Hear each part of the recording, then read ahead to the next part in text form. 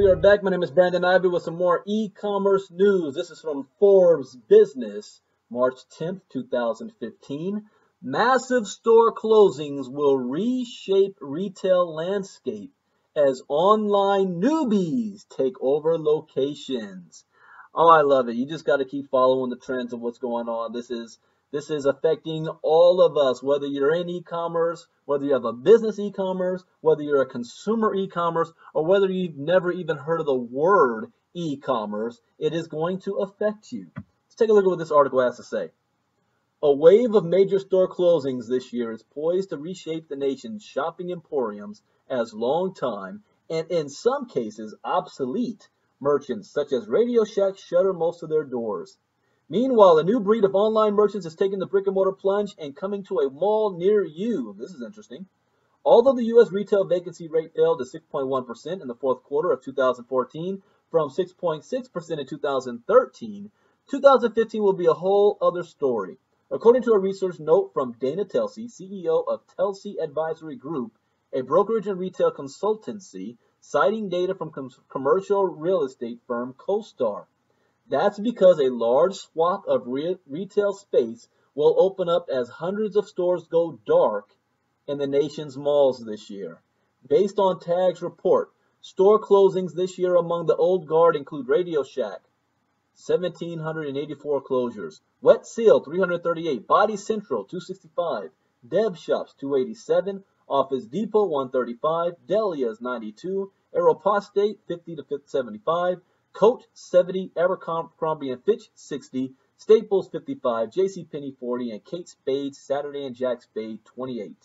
Meanwhile, struggling Sears Holdings is working to raise more than $2 billion in cash by spinning off up to 300 of its stores into a real estate investment trust by June.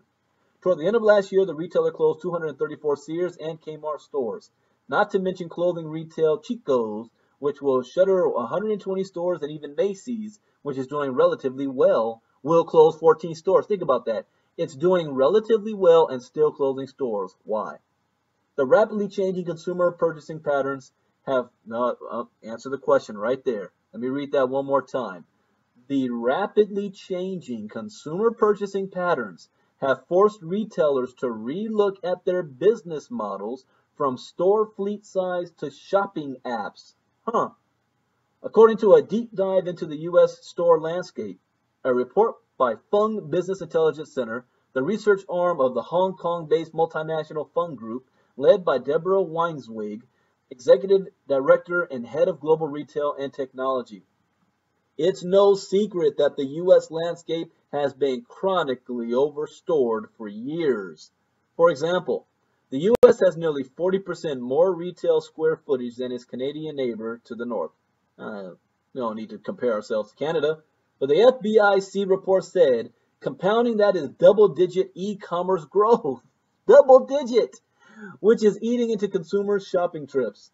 But a fresh crop of online-only merchants are expected to make their mall debuts this year, building on a trend that gained momentum in 2014 as beauty subscription service Birchbox, for example, opened a store while hot e-commerce eyewear shop Warby Parker opened more stores.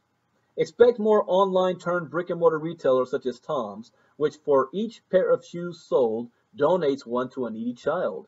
Rent the Runaway, which rents out chic apparel and accessories. The menswear merchant Bonobos, or is that Bonobos, to become a larger mall presence this year, according to the U.S. Mall Outlook, a report from real estate analysis firm Green Street Advisors. Even the biggest e-commerce retailer of them all, Amazon, is rumored to be making its physical store debut this year. Stay tuned. Oh, it all goes around, comes around, right? Full circle. Bottom line, it's not just that stores are closing. The bigger news about this is that the people who work in these stores are all getting laid off. Whether you like it or not, we are all affected. Get yourself positioned to take advantage of this trend, like I did. Shopping Sherlock. My name is Brandon Ivey. Bye-bye.